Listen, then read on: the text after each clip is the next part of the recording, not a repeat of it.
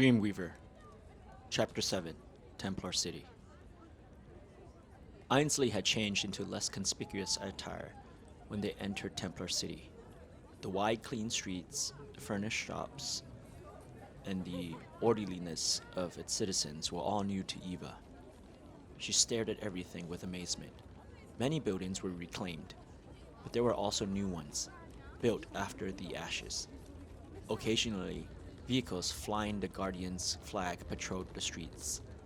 Eva saw several men carelessly hang money pouches around their waists, and her hands involuntarily twitched, forcing her to withdraw them into her pant pockets. Outside a small market, baskets of fruits lay unattended, and Eva's hand darted out. Ainsley looked at her, and she raised her hand, smiling sheepishly.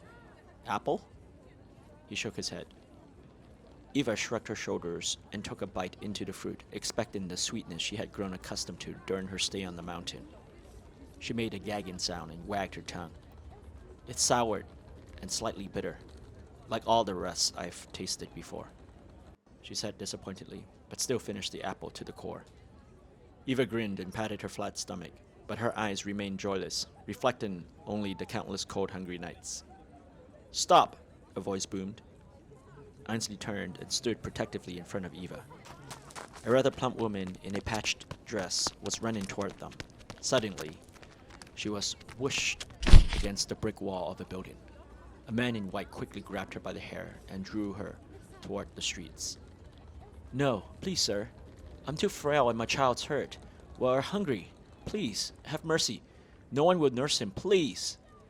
Her pleas fell on deaf ears even as she sunk to her knees. Eva saw the truth in the woman's eyes, brimming with tears and desperation. Her jaundiced skin, her short, twisted fingers, and even the slight limp she had as she ran attested to a woman who would never find work. She was too old and too sick, even for the most undignified work. The man tried to pull her to her feet, but she held onto his wrist. "Spare me for my son's sake. Please. We have no one. He will die." "Then you should have known better than to steal," the second man said. "This is a disgrace to the civilized society we have built and will not be tolerated." The woman screamed as her arm was cruelly twisted, and she sprang up from the pain. The men promptly fastened her wrist and pushed her into their waiting vehicle. Soon after, the small crowd that had gathered to witness the spectacle scattered, turning their attention and thoughts to more interesting topics.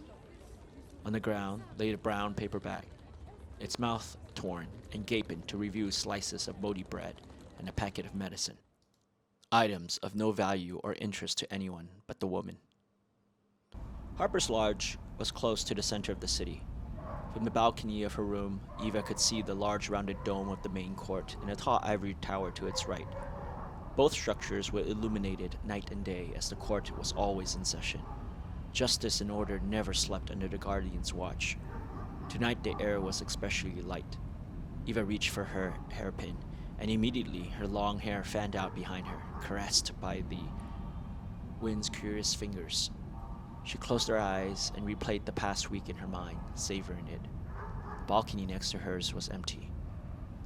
She didn't expect Ainsley to be there, but had hoped he was. Ainsley saved her life. For that she was thankful, but also more adamant than ever about surviving. Second chances in life didn't come to everyone. Her parents didn't get it, and neither did billions of others. A few drops of tears trickled down her cheeks. Who was she living for? What was she hoping to see? Those were questions she asked herself over and over again in the last few days. Life was so painfully heavy, but instinctively she knew she had to labor on. Eva hated herself for not understanding why. Cowardliness was an easy, lazy answer, but inaccurate. There was something momentous to wait for. Ainsley's dagger lay on the table. He had given it to her moments earlier. She thought about leaving it, but the lacquered cherry red sheath beckoned to touch, and as she ran her fingers over the smooth surface, a surge of confidence flowed into her. Not since her parents' death did she feel such reassurance and unconditional support. She seized the weapon decisively and made her way to the door. Quietly, Eva snuck down the back stairs and exited to a small alley. where normally suspicious vendors and muggers would convene. But here in Templar City, the place was empty.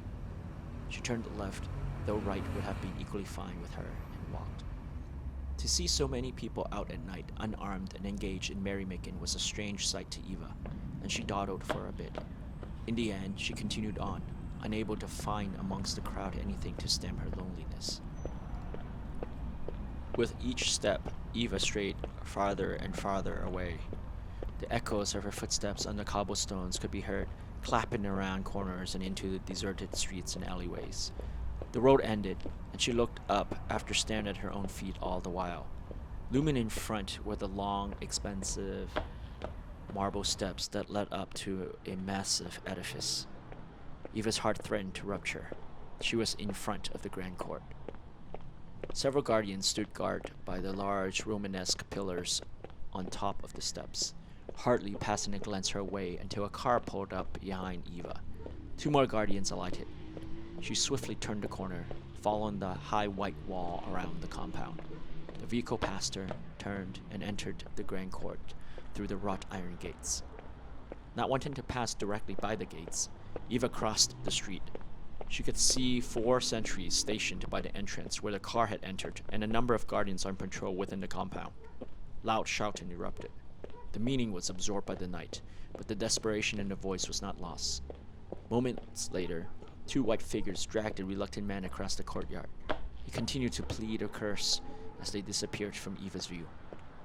She had enough. Her pace and heart rate quickened, reaching the near unbearable crescendo as she crisscrossed the city. Eva found herself alone on a deserted street, where puddles of light from the street lamps bled across the cobblestones, and shadows crept from long alleyways. Behind her, the dome and tower loomed ominously. Eva felt no safer even at this distance. The sound of her footfalls echoed once more across the hard pavement. Suddenly, Eva stopped. Alarms reverberated in her head. Being in the center of the circle of light only made her feel more exposed. Run! Run! She tried to obey her inner voice, but it was too late. A heavy hand rested on her shoulder, and a man whispered into her ear. "I didn't think we'll meet again here, thief." The slap stung and sent Eva reeling. She didn't need to see to know there were 2 more men down the other end of the alley, making them 5 in total. Edward came to slap her again, but this time she ducked and slammed hard into his ribs with her fists. She kicked him away and retreated. They were furious, but Eva knew it won't have mattered. Edward and Stephen Cohen already had murder in their eyes. Eva began to ruminate on her options. Try for the 2 men at the rear or the 3 in front. Busho, the giant grunt who followed the Cohen brothers, was conspicuously missing. She had her answer. The Cohens, furious or not, were much better at intimidation than fighting. Busho could do both. She glanced back, and sure enough, a large mountainous shadow loomed over a relatively small one. Both were fast approaching. Eva continued to retreat slowly their way. Feeling brave, Edward quickened his steps, followed right behind by his brother Stephen. They saw her retreat even more, and they pushed forward just as Eva wanted. She waited for an opening and wanted to be assured of the position of the 3rd man behind the Cohens. Edward's hand lashed out, gripping her collar. Eva ducked and then turned, twisting his wrist as she did so. He let go, and she jabbed him in the ribs again. Stephen jumped in front of her, but she had already sidestepped. Her foot kicked out and slammed into his thigh just above the back of the knee. The man fell forward, and Eva elbowed him from behind. 1 more to go. Keep going. The light from the streets grew brighter as she neared the entrance. The 3rd ruffian threw a right hook at her. Eva moved in fast, aiming her punch at his face. She connected before he did, and heard a soft crunch as she destroyed his nose. The man was losing his balance, and she slipped a foot behind his and pushed, flinging him against the wall. The light bathed her face momentarily and then slipped away. Eva fell, her foot caught by the fallen ruffian. Blood was streaking across his face, but he held on. She kicked him repeatedly until he let go, but she had already lost precious time. Edward was on her, pinning her against the alley wall, his hands wrapped tightly around her neck as he threatened and cursed. From the corner of her eye, Eva saw the other men converging. If she couldn't free herself now, then all would be over. Her punches landed abortively on Edward, who had his elbows tucked protectively over his ribs. In her frenzy, Eva fell upon something hard jutting from her waist. She yanked, and a brief flash of light blinded her. The tension around her neck eased, and Eva immediately ran. She sliced through corners and bounded down the streets, with the goal of making it to the Grand Court. All the while, she hoped for a guardian's vehicle, but none were in sight. The dome of the main court grew larger and larger. She had lost them. Suddenly, a dark shadow cut off her path. Busho! Eva slashed through an alley, then another street, and another alley, but the blackness of the shadow only extended closer. She didn't even see him when she slammed against a brick wall. A large force had pushed her from behind. Every part of her body pained from the collision. Sheer will alone kept her standing. Footfalls clattered around her. She was surrounded. A tired, disbelieving smile crossed her face. Fate. Don't make it easy. Give them something to remember for the rest of their lives. Eva braced herself. Their leering smiles did nothing to lessen her resolve. Unsurprisingly, it was Busho, always the vanguard, who moved in first. Her heart jumped as she saw his gigantic fist coming at her. There was no space for maneuvering, and she ducked, knowing full well his other hand would come down to squash her. Without waiting for that to happen, she thrust upwards with the dagger in her hand. She missed, and immediately knew there was no more time for another attack. Busho's fist came on fast. She tilted her head forward, hoping to meet his fist with the thickest part of her skull, and wince in anticipation of the blow. A thunderous boom rang, and Eva fell onto her knees, unable to stand any longer. A firm hand gently lifted her. I've been looking for you. She looked up and saw Ainsley. Joy lifted her visage, but just as rapidly it changed into dismay. The large Busho had fallen to his knees, struggling to get up. Eva stared at Ainsley in wonderment. Did he do that to Busho in one move? The question was answered on the faces of the Cohen gang. Edward clutched painfully at his arm where Eva had slashed him. Who are you? He managed to stammer in abject fear. Scram! Ainsley shouted. Busho's sudden labored breathing added credibility to the threat, and the men scattered. Your hand! Ainsley suddenly exclaimed.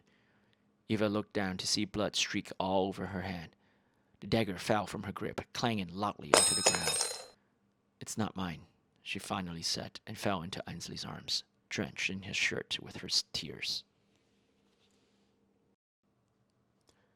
If you like what you've heard and don't want to wait until next week, either be a member on Ko-fi and get access to next week's episode today, or read the whole book for free with a Kindle membership. See links below. Until next time.